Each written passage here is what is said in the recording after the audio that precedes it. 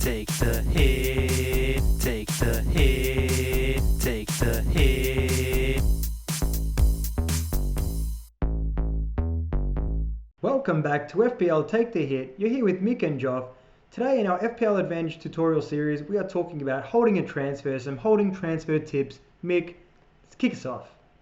This is something I really like to do, mate. It's every season, I always tell myself, this season you're going to be holding transfers like a pro. It's so hard to do though, Joff. Holding a transfer in FPL, it's like having a biscuit but then leaving the cream in the middle. You don't want to do that. You want to eat that cream. It's so hard to do. You got to be super patient. You've got to tell yourself that your team is fine. You don't need to make any moves that week, and then just leave it. Leave it alone, because the weeks after that you can benefit from holding that transfer massively. Yeah, it's for the greater good. I think it's very important. Sometimes you just got to be patient and really, you don't know what's around the corner. Sometimes if you don't need to make that move, just hold.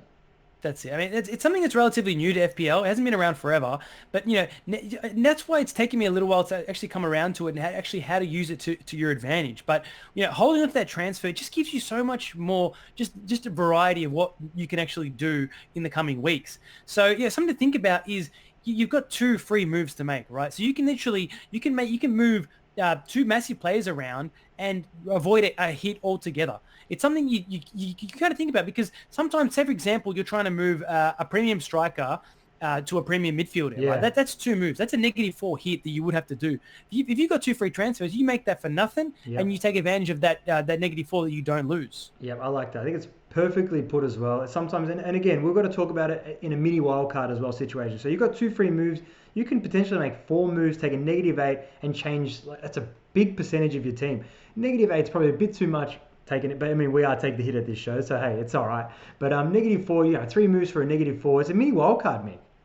Exactly right. And then just talking about what a mini wildcard is, it's basically you're holding that transfer to give yourself 2 free transfers, and then taking a hit, which is giving you 3 or 4 moves, but it's only going to be costing you that reduction of a cost of a hit. So no, it's so important. It's something I do throughout the season. Whenever I can hold a transfer, I do. And when I need to make that mini wildcard, those 3 moves for only a -4, it's so easy to make up the points return because you got 3 players to do it. So as long as it's an educated move and you're not taking out good players that can return as well, you're bringing in form players, and you're getting rid of some players that are out of form or have really bad fixtures, you're going to make those returns back. It's almost guaranteed, because if you're making the right educated moves. Yeah, perfectly said. And one more thing I want to touch on before we leave this video is over the international break as well. So this is something that if you end up holding a move over the international break, where you can basically, like, if you've got a player that's injured over the international break, you can easily move him on because he's got 2 international games to play. So it's just one of those things where it's just basically having an ace up your sleeve, just being a bit ahead of the pack, and just, what, I've got these two free moves. I've earned these 2 free moves. I've been patient. So it's something that even if you only want to use one of those moves, you keep those 2 free moves for the next week. All of a sudden, you're really ahead of the pack, because then you do get an injury and you can move on that player to someone that you want. You know what I mean? Exactly right, mate. And you international break, another reason to have a 2 free transfers at international break is just in case you do get 2 or 3 injuries. All of a sudden you can make these moves and not suffer the points hits in that as well. One more thing I want to touch on before we go is having 2 free transfers. Sometimes what I've found is something that's a little bit more advanced. It's all about in your head, in your mind. If you've got a second free transfer, you can basically take a punt every week, nearly. Yeah, I like that. Because basically you can undo that move straight away.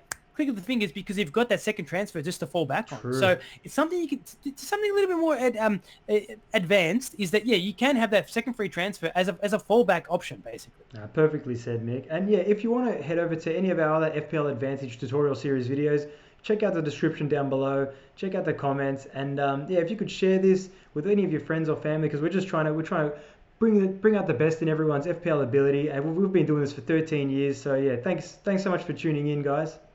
Thanks for watching, guys. If you do enjoy this video, give us a like, give us a subscribe, head over to Patreon if you want to give us some support. Other than that, as we say at FPL Take The Hit, always remember to stay positive. Keep chasing them green arrows, guys. Thanks, guys. Take the hit, take the hit.